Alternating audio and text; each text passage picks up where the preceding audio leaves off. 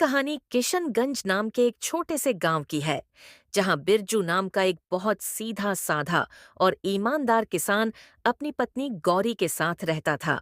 बिरजू की मालिया हालात बहुत खराब थी। वो गांव के बड़े बड़े जमींदारों के खेत में मेहनत मजदूरी करता था। बिरजू कभी किसी के खेत में काम करता था, तो कभी कभी किसी के घर पर जाकर साफ सफाई का काम भी करता था, ताकि उसके घर का खर्चा अच्छे से चल सके। बिरजू इतनी मेहनत करता था, पर फिर भी उसके पास इतने पैसे नहीं बच पाते थे कि वो अपने और अपने पत्नी के लिए अच्छे से 2 वक्त की रोटी का भी इंतजाम कर सके। जैसे जैसे समय बीतता गया, उसकी मालिया हालात और खराब होती गई। इसी बीच बिरजू अपनी पत्नी से बोलता है। गौरी, मुझे माफ कर देना। मेरी वजह से तुम्हें भी इतनी सारी परेशानियों का सामना करना पड़ रहा है। नहीं जी, आप ऐसे क्यों बोल रहे हो? मैं जैसी भी हूँ बहुत खुश हूँ। नहीं गौरी, मुझे नहीं लग रहा है। मेरी इस गरीबी ने मेरे साथ तुम्हें भी पिस के रख दिया है। आप इतने परेशान क्यों हो रहे हो? आप जितना भी कमा रहे हो, हम उसमें ही गुजर बसर कर लेंगे। और अगर आपको इतनी चिंता हो रही है, तो अब से हम दोनों मिलकर और मेहनत करेंगे। आपके साथ साथ मैं भी आस पड़ोस के लोगों के यहाँ छोटा मोटा कोई काम देख लेती हूँ। नहीं गौरी, मैं तुम्हें पहले ही बहुत परेशान कर चुका हूं, और अब तुम किसी और के यहाँ काम करो, ये मैं नहीं देख पाऊंगा। तो आप सब चिंता छोड़कर अपने काम पर ध्यान दीजिए और मेहनत करिए। बाकी सब ऊपर वाले के भरोसे छोड़ दीजिए। पर मैं भी क्या करूं? मैं कितनी भी मेहनत क्यों ना करूं, मुझे मेरे मेहनत के हिसाब से यहाँ कोई मजूरी देता ही नहीं है। अब तो पहले की तरह काम भी नहीं मिल रहा है। गौरी, मैं सोच रहा हूं कि अब शहर जाकर काम करूं। यहां दिन रात मेहनत करता हूं, लेकिन हमें सही से 2 वक्त की रोटी भी नसीब नहीं होती है। शहर में मेहनत करूंगा तो कम से कम पैसे तो ज्यादा मिलेंगे। पर आप शहर चले जाओगे तो मैं यहाँ अकेली कैसे रहूंगी? आपके बिना यहाँ मेरा कोई नहीं है। मैं समझता हूं गौरी, पर कुछ ही समय की बात है। मुझे जैसे ही अच्छी नौकरी मिल जाएगी तो मैं वहां साल 2 साल कमाकर कुछ पैसे बचा लूंगा। फिर उन पैसों से यह गांव में कोई दुकान खोल लूंगा, ताकि तुम्हारे साथ रह सकूं। नहीं जी, मुझे ज्यादा पैसों का लालच नहीं है। अभी मैं जिस हाल में हूँ, मैं उसी में खुश हूँ। मैं तुम्हारी भावनाओं को समझ रहा हूं गौरी, लेकिन हमारी हालत देखकर मुझे कुछ ना कुछ तो करना ही होगा। ठीक है, अगर आपको यही सही लग रहा है तो जाइए, लेकिन अपना ख्याल रखना। मैं आज आपका सामान बांध देती हूँ। आप कल चले जाना।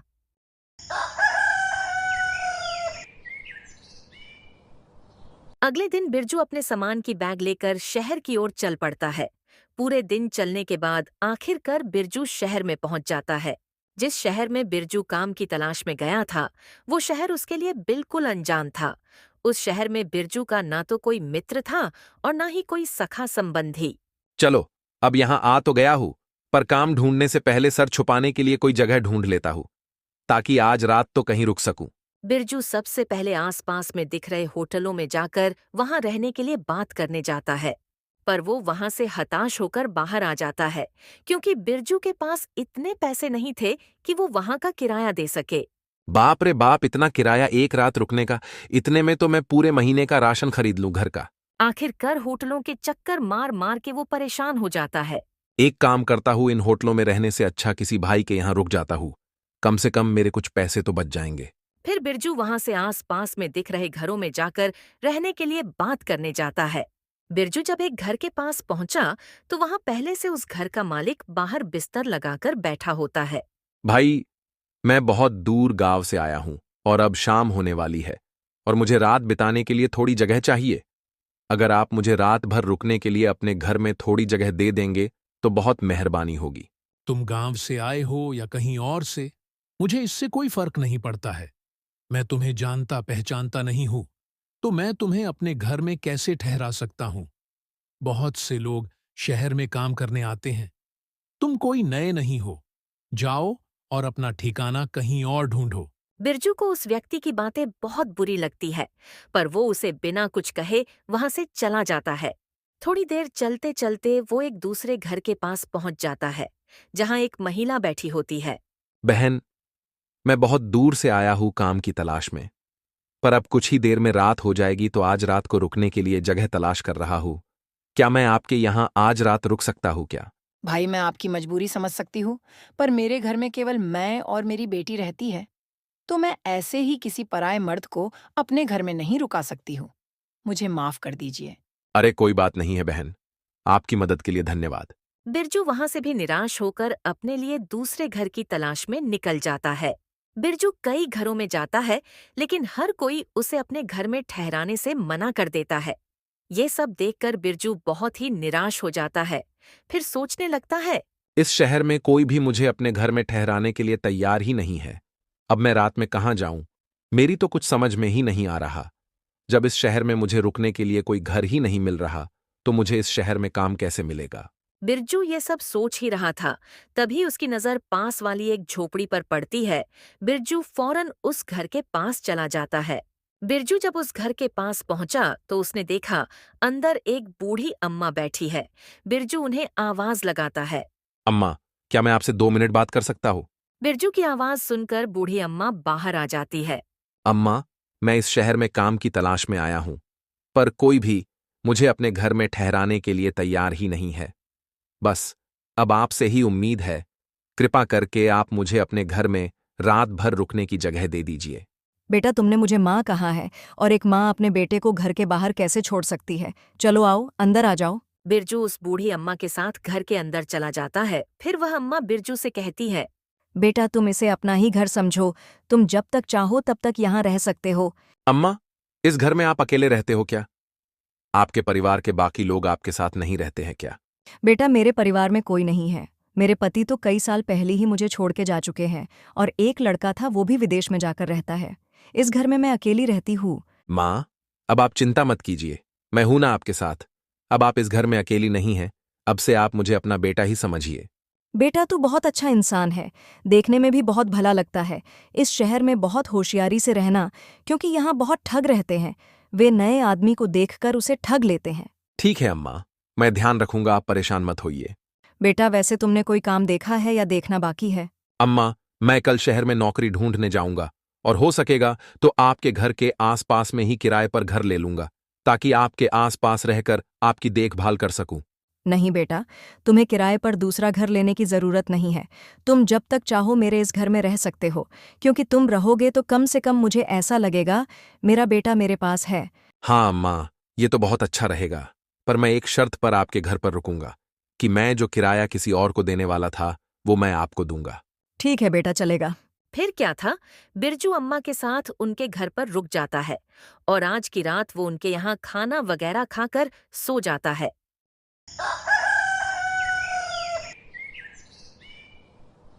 अगली सुबह सुबह बिरजू काम की तलाश में निकल जाता है। जल्दी ही उसे एक सेठ के गोदाम पर काम मिल जाता है।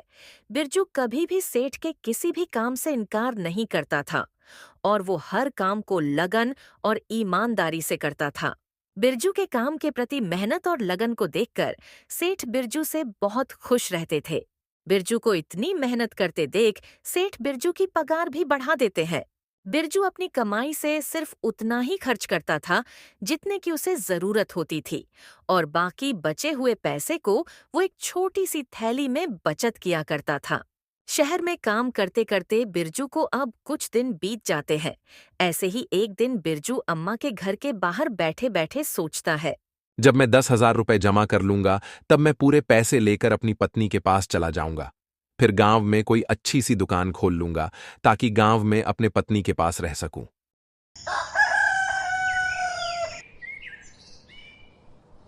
ऐसे ही देखते देखते 2 साल बीत जाते हैं। बिरजू बहुत मेहनत करता है और थोड़ा थोड़ा करते करते 10,000 रुपए जमा कर लेता है। एक गरीब आदमी के लिए 10,000 रुपए बहुत बड़ी कीमत होती है, इसलिए बिरजू अम्मा से कहता है, अम्मा, अब मेरे पास पूरे 10,000 रुपए हो गए हैं। अब मुझे चिंता हो रही है, और अब किसी कारण ये रुपए कहीं खो गए या फिर किसी ने छीन लिए तो बड़ा ही अनर्थ हो जाएगा। इसलिए इतने बड़े रकम को अपने साथ लिए घूमना तो बेवकूफी होगी, और इस घर में पैसे छुपाकर रखना भी सही नहीं है। क्या पता मुझे कोई पैसे छुपाते देख ले और बाद में पैसे चुरा कर ले जाए, तो फिर मुझे तो खाली हाथ ही घर लौटना पड़ेगा। आजकल किसी पर भी भरोसा नहीं किया जा सकता है। बहुत ही बदमाश और बुरे लोग रहते हैं इस शहर में, इसलिए अब मुझे अपने घर चले जाना चाहिए। बेटा, तू सही कह रहा है, लेकिन बेटा, तू इतनी जल्दी अपने गांव क्यों जा रहा है? थोड़े दिन और रुक जा। अम्मा, रुकना तो मैं भी चाहता हूँ, लेकिन मैं इन पैसों की वजह से जा रहा हूँ।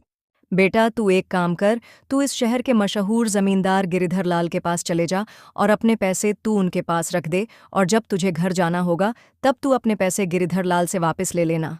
लेकिन अम्मा, मैं उस जमींदार के पास अपने पैसे कैसे रख सकता हूँ? क्या पता कल के समय पर वो पैसे देने से मना कर दे तो? बेटा गिरिधर लाल बहुत ही ईमानदार और नेक आदमी है, तुम बेफिक्र होकर अपने पैसे उसे दे सकते हो। शहर में ऐसे बहुत से लोग हैं जो अपने पैसे उसके पास रखते हैं। अम्मा की बात मानकर बिरजू अपने 10,000 रुपए लेकर गिरिधर लाल के पास पहुंच जाता है। जमींदार अपने सामने नए आदमी को देखकर बोला, कौन हो भाई तुम? और तुम यहाँ क्यों आए हो? पहले तो तुम्हें कभी यहाँ नहीं देखा। जमींदार साहब, मेरा नाम बिरजू है। मैं यहाँ का रहने वाला नहीं हूँ। मैं तो गांव से यहाँ कमाने आया हूँ। मैंने कई साल तक मेहनत करके अपने पास 10,000 रुपए जमा किए हैं, और आप तो जानते हो शहर का माहौल ठीक नहीं है। इसलिए मैं अपने पूरे पैसे आपके पास एक अमानत की तौर पर रखने आया हूँ। मैंने सुना है कि पूरे शहर में बस एक आप ही है जिसके पास मेरे पैसे सुरक्षित रहेंगे। जब तक मैं इस शहर में रहूंगा और काम करूंगा, तब तक मेरे पैसे आपके पास सुरक्षित रहेंगे। मेहरबानी करके आप इन पैसों को अपने पास रख लीजिए। गिरिधर लाल ने जल्दी से पैसों की थैली अपने पास ले ली और फिर वो बिरजू से बोला, सही कहा बिरजू भाई, तुम्हें अपने पैसे रखने के लिए इससे और बेहतर जगह कहीं नहीं मिलेगी। इसलिए अब तुम चिंता मत करो। अब तुम्हारे ये पैसे मेरे पास सुरक्षित रहेंगे। अब तुम बिना किसी चिंता के अपने घर जा सकते हो। जब भी तुम्हारा मन चाहे अपने पैसे वापस ले जाना। जमींदार की ऐसी बातें सुनकर बिरजू भी बेफिक्र होकर अपने घर चला जाता है।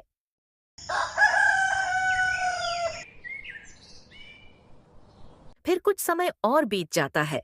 देखते देखते और एक साल निकल जाता है। बिरजू अपने काम में मग्न रहता है। ऐसे ही एक दिन बिरजू जब पलंग पर बैठा हुआ था, तभी उसे उसकी पत्नी गौरी की बहुत याद आने लगती है। अब बहुत समय हो गया है। देखते देखते 3 साल गुजर गए। अब तो मुझे गौरी के पास जाना ही होगा। अब जब बिरजू अपनी पत्नी के पास जाने का निश्चय करता है, तो वो सबसे पहले अम्मा को सारी बात बताने चला जाता है। अम्मा, अब बहुत समय बीत गया है। अब मैं सोच रहा हूँ गौरी के पास चला जाऊं। मैं तो उसे कहकर आया था 1-2 साल में आ जाऊंगा, पर अब मुझे यहाँ कमाते कमाते 3 साल हो गए हैं। ठीक है बेटा, जैसा तुमको सही लगे। फिर क्या था, बिरजू अपने घर जाने की तैयारी करके जमींदार के पास अपने पैसे लेने चला जाता है। जमींदार साहब, मैं अब अपने गांव जा रहा हूँ, इसलिए मैं आपके पास अपने पैसे लेने आया हूँ। कृपा करके आप मेरे पैसे मुझे लौटा दीजिए। जमींदार बिरजू को गौर से देखकर बोला, तुम किस पैसे की बात कर रहे हो भाई? तुमने कब मुझे पैसे दिए थे? जमींदार की ये बात सुनकर बिरजू के होश उड़ जाते हैं। साहब, मैंने कुछ समय पहले ही तो आपके पास 10,000 रुपए अमानत की तौर पर रखे थे। 10,000 रुपए? अरे इतनी बड़ी रकम है जो तुम्हारे 7 पीढ़ियों ने भी देखी नहीं होगी। वैसे तुम्हारे पास कहाँ से इतने पैसे आ गए? और तुम्हारे पास क्या सबूत है कि तुमने मुझे 10,000 रुपए दिए थे? साहब, मेरे पास कोई सबूत तो नहीं है, पर लोग कहते हैं कि आप बहुत ईमानदार हो, इसलिए मैंने पैसे देते वक्त आपसे कोई प्रमाण नहीं लिया था। बिरजू जमींदार को अपने 10,000 रुपए की याद दिलाने की बहुत कोशिश करता है, लेकिन जमींदार बिरजू की एक बात नहीं सुनता है। जमींदार अपने नौकरों को बुलाता है और फिर अपने नौकरों से कहता है, ये कोई बहरूपियां है और झूठ बोलकर मुझे बदनाम करना चाहता है। इसे मेरे घर से धक्के मारकर बाहर निकाल दो, और याद रहे ये दोबारा मेरे घर में ना घुसाए। आखिरकार जमींदार के नौकर बिरजू को उसके घर के बाहर निकाल देते हैं। जमींदार के घर के बाहर आने के बाद बिरजू सोचता है, अब मैं क्या करूंगा? जमींदार ने तो मेरे मेहनत की कमाई हड़प ली है और मेरे पास उनके खिलाफ कोई प्रमाण भी नहीं है। अब मैं क्या करूं? कमजोर और लाचार बिरजू रोते हुए बूढ़ी अम्मा के घर की ओर चल पड़ा। बूढ़ी अम्मा के घर की तरफ जाते हुए बिरजू फिर से वही बात दोहराने लगा। हे भगवान, सालों की मेहनत, मेरी जमा पूंजी सब लुट गया। क्या सोचा था और क्या हो गया? उस बदमाश जमींदार ने मुझे कहीं का नहीं छोड़ा। हे भगवान, अब मैं क्या करूं? बिरजू दुखी मन से बूढ़ी अम्मा के घर लौट आता है। बिरजू को रोता हुआ देख बूढ़ी अम्मा बिरजू से पूछती है, क्या हुआ बिरजू बेटा, तू रो क्यों रहा है? तू तो गिरिधर लाल जमींदार के पास अपने पैसे वापस लेने गया था ना? हाँ अम्मा, मैं बर्बाद हो गया। मेरी जमा पूंजी सब लुट गई। जमींदार गिरिधर लाल ने मेरे पैसे वापस देने से इनकार कर दिया। पैसे मांगने पर उसने कहा, मैंने तुझे पहले कभी नहीं देखा है। तू मुझे पैसे देकर कब गया था? तू पक्का कोई बहरूपियां है जो झूठा आरोप लगाकर मुझे बदनाम करना चाहता है। और ऊपर से उसने अपने नौकरों को बुलवाकर मुझे धक्के मारकर घर से बाहर निकलवा दिया। बिरजू की सारी बातें सुनकर बूढ़ी अम्मा मायूस हो जाती हैं। बिरजू बेटा, मुझे माफ कर देना। ये सब मेरी वजह से हुआ है। मैंने ही तुझे तेरे बचत के पैसे जमींदार गिरिधर लाल के पास रखने को कहा था। मुझे पता नहीं था गिरिधर लाल इतना बड़ा बेईमान और धोखेबाज स्वभाव का है। लोग तो उसके ईमानदारी के गुण गाया करते थे। अम्मा, आप अपने आप को दोष मत दो। इसमें आपकी कोई गलती नहीं है। आपने तो मेरे अच्छे के लिए ही कहा था, मगर होना तो वही था जो भगवान को मंजूर था। लेकिन बेटा, अब तू क्या करेगा? उस बेईमान जमींदार से अपने पैसे वापस कैसे लेगा? अम्मा, अब मैं कुछ नहीं कर पाऊंगा। अब मुझे खाली हाथ ही अपने घर लौटना होगा। बूढ़ी अम्मा और बिरजू आपस में बात कर ही रहे होते हैं, तभी वहां अम्मा के बगल में रहने वाली लक्ष्मी नाम की औरत आती है। वो दोनों को उदास देखकर पूछती है। क्या बात है बिरजू भाई, आज आप और अम्मा दोनों इतने उदास क्यों दिखाई दे रहे हो? अब आपको क्या बताओ लक्ष्मी बहन, मेरे साथ बहुत बड़ा धोखा हुआ है। मैंने कई साल दिन रात मेहनत करके 10,000 रुपए जमा किए थे। पैसे जमा करने के लिए मैंने ना कभी पेट भर खाना खाया और ना कभी पूरी नींद ली। फिर बिरजू ने लक्ष्मी को सारी बात बताई कि किस तरह जमींदार ने बिरजू को धोखा देकर उसके सारे पैसे ठग लिए। बेटी, लोग कहते हैं कि जमींदार गिरिधर लाल बहुत ही नेक और ईमानदार आदमी है। यही सोचकर मैंने बिरजू को उसके सारे पैसे उसके यहाँ रखने कहा था, और बिरजू भी मेरी बातों में आकर उसके पास अपने पैसे रखाया था। अम्मा, आप दोनों परेशान मत होइए। मेरे पास एक तरकीब है। अगर ये तरकीब काम कर गई तो बिरजू भाई को उनके पैसे भी वापस मिल जाएंगे और जमींदार की अक्ल भी ठिकाने आ जाएगी। फिर लक्ष्मी बूढ़ी अम्मा से एक संदूक मांगती है। बूढ़ी अम्मा भी लक्ष्मी के कहे अनुसार एक बड़ा पुराना संदूक लाकर उसके सामने रख देती है। बूढ़ी अम्मा से संदूक लेकर लक्ष्मी कहती है। अम्मा, अब मैं और बिरजू भैया उस जमींदार के पास जा रहे हैं। आप भी हमारे साथ चलो। लक्ष्मी अपने सर पर संदूक रखकर बिरजू और अम्मा के साथ उस बेईमान जमींदार गिरिधर लाल के घर की तरफ चल देती है। जब जमींदार की घर की दूरी बहुत कम रह जाती है, लक्ष्मी अम्मा से कहती है। अम्मा, आप यहीं रहकर हमारा इंतजार कीजिए। जब तक जमींदार बिरजू भैया के पैसे ना दे दें, तब तक आप अंदर मत आइएगा। जैसे ही जमींदार बिरजू भैया के पैसे दे देगा, तब भैया आपके पास आ जाएंगे। फिर थोड़ी देर में आप अंदर आ जाना और मुझे कहना, बहू, मेरा बेटा व्यापार करके घर आ गया है और वो तुम्हें बुला रहा है, जल्दी चलो। ठीक है बेटी, मैं ऐसा ही करूंगी। फिर लक्ष्मी और बिरजू दोनों जमींदार के घर के बाहर पहुंचकर रुक जाते हैं और लक्ष्मी बिरजू से कहती है। भैया, पहले मैं अंदर जाती हूँ, आप कुछ समय के बाद अंदर आ जाना। उसके बाद लक्ष्मी जमींदार के घर के अंदर पहुंच जाती है। जमींदार लक्ष्मी के पास इतने बड़े संदूक को देखकर सोचता है। इस औरत के पास संदूक तो काफी बड़ा लग रहा है। अगर ये मुझे मिल जाए तो मेरी तो चांदी चांदी हो जाएगी। बहन, आप यहाँ किस काम से आई हो और तुम्हारे पास इतना बड़ा संदूक है, उसमें क्या है? मैं चंदन व्यापारी की पत्नी हूँ। मेरे पति दूर दराज के देश में व्यापार करने गए हैं। वो न कई दिनों से घर लौट कर नहीं आए हैं, न जाने वो घर कब वापस आएंगे। और हमारे इलाके में चोरी की वारदात कुछ ज्यादा ही बढ़ गई है। आए दिन किसी न किसी के घर पर चोरी हो जाती है। इसीलिए मैं कई रातों से चैन की नींद नहीं सो पाई हूँ। मुझे हमेशा डर लगता है और यही चिंता लगी रहती है कि कहीं हमारे यहाँ चोरी ना हो जाए। इसलिए मैं ये संदूक आपके पास लाई हूँ। इस संदूक में हमारे जीवन भर की कमाई, रुपए, हीरे जवाहरात और सोने चांदी है। मैं चाहती हूँ कि आप इसे अपने पास संभाल कर अच्छे से रखिए। जब मेरे पति व्यापार करके घर वापस आएंगे, तब मैं ये संदूक आपके पास से ले जाऊंगी। लक्ष्मी की बात सुनकर लालची गिरिधर लाल सोचने लगा। संदूक को देखकर तो लगता है इस संदूक में कम से कम 7-8 लाख रुपए का सामान तो होगा। मैंने सुना है कि चंदन व्यापारी बहुत ही अमीर आदमी है। फिर जमींदार लक्ष्मी से बोला। बहन, तुमने बहुत अच्छा किया जो अपना धन मेरे पास ले आई हो। तुम्हारा धन मैं अपने पास बहुत ही संभाल कर रखूंगा। तुम विश्वास करो, तुम्हारी दौलत मेरे पास बिल्कुल सुरक्षित रहेगी। जब कभी तुम अपना धन लेने मेरे पास आओगी, मैं तुम्हें तुम्हारा एक एक रुपया सही सलामत वापस कर दूंगा। पर भाई, मैं आपका कैसे विश्वास करूं कि मुझे मेरी दौलत सही सलामत वापस मिल जाएगी? बहन, पूरे शहर में मेरी ईमानदारी की चर्चा है। पूरे शहर में ऐसा कोई भी नहीं है जो मुझे बुरा या बेईमान बता सके। जमींदार और लक्ष्मी आपस में बात कर ही रहे होते हैं, तभी वहां बिरजू आ जाता है। बिरजू को देखकर जमींदार बहुत ज्यादा खुश हो जाता है और फिर जमींदार सोचने लगता है। ये आदमी बहुत सही समय पर आया है। अपनी ईमानदारी दिखाना का ये बहुत ही बढ़िया मौका है। मैं इस आदमी को इसके 10,000 रुपए लौटा दूंगा और इस औरत से इसका संदूक ले लूंगा। इस औरत की इतनी बड़ी दौलत लेने के लिए मुझे 10,000 रुपए की कुर्बानी देनी ही होगी। मेरी बहन, मैं तुम्हें विश्वास दिलवाता हूं, इस पूरे शहर में तुम्हें मेरे घर के अलावा ऐसी दूसरी कोई और सुरक्षित जगह नहीं मिलेगी जहां तुम अपना ये धन रख सको। तुम बिल्कुल भी मत घबराओ, तुम्हारी ये अमानत मेरे पास बिल्कुल सुरक्षित रहेगी। अरे मेरे घर में तुम्हारे इस दौलत को कोई छू भी नहीं सकता है। चोरी करने की बात तो छोड़ ही दो, क्योंकि कोई भी चोर मेरे घर में घुसने से पहले 100 बार सोचेगा।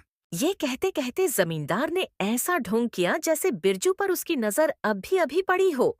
फिर वो बहुत खुश होकर बोला, अभी तुम ये देखो, इस आदमी ने अपनी पूरी जमा पूंजी मेरे पास रखी थी। सुबह ही ये अपनी जमा पूंजी मेरे पास लेने आया था, पर उस समय मुझे याद नहीं आया, तो मैंने इसे चोर समझकर भगा दिया था। पर फिर जब मैंने अपने दिमाग पर बहुत जोर डाला, तब कहीं जाकर मुझे इसका चेहरा याद आया। भाई, तुमने बहुत सही किया जो तुम अपने रुपए वापस लेने चले आए, वरना मैं अभी अपने नौकर को तुम्हें बुलाने भेजने ही वाला था। इस आदमी को तो मैं बहुत अच्छे तरह से जानती हूँ। ये बहुत दूर से इस शहर में काम करने आया है। ये बेचारा बहुत मेहनत से काम करता है। इसने शायद हमारे यहाँ भी काम किया है। इसने बहुत मेहनत करके ये पैसे कमाए हैं। क्या तुम इस आदमी को जानती हो? फिर तो किसी बात की चिंता करने की जरूरत ही नहीं है। मैं अभी इस गरीब के पैसे इसे दे देता हूँ। फिर क्या था, जमींदार बिरजू के पैसे लाने अपने तिजोरी वाले घर में चले जाता है और लक्ष्मी और बिरजू वहां रुककर उसका इंतजार करने लगते हैं। फिर कुछ समय में जमींदार बिरजू के 10,000 रुपए लाकर बिरजू को दे देता है। बिरजू तुरंत अपने पैसे लेकर जमींदार के घर से चलता बनता है। बिरजू को उसके पैसे लौटाने के बाद जमींदार लक्ष्मी से बोला, देखो बहन, मैंने इस गरीब आदमी के पैसे जैसे के तैसे सही सलामत इसे वापस कर दिए। अब तो तुम्हें मेरी ईमानदारी पर विश्वास हो गया होगा कि लोगों की दौलत मेरे पास एकदम सुरक्षित रहती है। जी बिल्कुल भाई साहब, मुझे आप पर पूरा विश्वास हो गया है कि आप बहुत ही नेक और ईमानदार आदमी हो। तो लाओ, मुझे अपना ये संदूक दे दो और बेफिक्र होकर अपने घर चले जाओ। जमींदार लक्ष्मी से संदूक मांग ही रहा होता है कि उतने में बूढ़ी अम्मा जमींदार के घर में आ जाती है और लक्ष्मी से कहती है, बहू जल्दी घर चलो, मेरा बेटा व्यापार करके घर लौट आया है और वो तुम्हें बुला रहा है। ये तो बहुत अच्छी बात है जो वो घर लौट आए। अब हमें कोई भी चिंता करने की जरूरत नहीं है। भाई साहब, अब आपको भी परेशानी उठाने की जरूरत नहीं है। मेरे पति अपने धन को खुद सुरक्षित रख लेंगे। फिर क्या था, लक्ष्मी ने संदूक उठाया और जमींदार के घर से चली गई और ये सब देखकर जमींदार को गुस्से से आग बबूला हो गया। गुस्से के मारे उसका बहुत बुरा हाल था। जमींदार मन ही मन बहुत दुखी हो रहा था और खुद को बुरा भला कह रहा था। वाह गिरिधर लाल, वाह! हाथ में आई दौलत लौटकर वापस चली गई। इस कमबख्त चंदन व्यापारी को अभी ही आना था, थोड़ी देर बाद नहीं आ सकता था। थोड़ी देर बाद आता तो उसका क्या बिगड़ जाता? नहीं, पर उस कमबख्त को अभी ही आना था। अगर वो थोड़ी देर बाद आता, वो धन से भरा संदूक मेरा हो जाता। अगर वो संदूक मेरे हाथ लग जाता, तो पैसों से मेरी पूरी तिजोरी भर जाती। अब क्या करूं अपनी फूटी किस्मत का? पैसों से भरा संदूक भी नहीं मिला और 10,000 रुपए भी हाथ से चले गए। इधर जमींदार अपने किस्मत को कोस रहा होता है और उधर बूढ़ी अम्मा के घर पर लक्ष्मी बिरजू से कहती है, बिरजू भाई, इंसान को कभी निराश नहीं होना चाहिए। हमेशा ये बात याद रखनी चाहिए कि दुनिया में ऐसा कोई बेईमान और चालाक आदमी नहीं है जिसकी बेईमानी हमेशा सफल हो जाए। भाई, अब आप अपने घर जाइए और अपने परिवार के साथ एक सुखी जीवन बिताइए। बहुत भटक चुके इस अनजान इलाके में। फिर क्या था, लक्ष्मी बिरजू की बहुत बड़ी मदद करके अपने घर के लिए निकल जाती है। लक्ष्मी के जाने के बाद बिरजू भी बूढ़ी अम्मा से अपने घर जाने के लिए इजाजत मांगने लगता है। अम्मा, अब मुझे भी यहाँ से जाने की आज्ञा दो। आपका बहुत बहुत धन्यवाद जो इतने बड़े अनजान शहर में मुझ जैसे अनजान की मदद की और रहने के लिए छत दी। अम्मा, मैं आपका ये एहसान अपनी जिंदगी भर नहीं भूलूंगा। अरे इसमें एहसान की क्या बात है बेटा, तू भी तो मेरे बेटे जैसा है, तो मैंने तो बस एक माँ होने का फर्ज निभाया है। अब तुम अपने घर जाओ और हमेशा खुश रहो, मेरा आशीर्वाद हमेशा तुम्हारे साथ है। फिर क्या था, बिरजू अम्मा से उनका आशीर्वाद लेकर और उनको अलविदा कहकर अपने गांव के लिए निकल जाता है।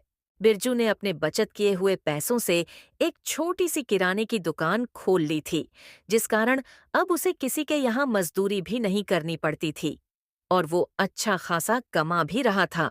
और सबसे बड़ी बात, वो अपनी पत्नी के साथ साथ रह रहा था। दोस्तों, इस कहानी से हमें यह सीख मिलती है कि हमें कभी हार नहीं माननी चाहिए। अगर बिरजू भी हार मानकर अपने गांव लौट आता तो उसकी पूरी जमा पूंजी पर लालची गिरिधर लाल मजा कर रहा होता। और तो और, वो और भी भोले भाले लोगों को इसी तरह ठगता। पर लक्ष्मी की सूझबूझ और चतुराई ने बिरजू को उसके रुपए भी दिला दिए और लालची जमींदार को सबक भी सिखा दिया।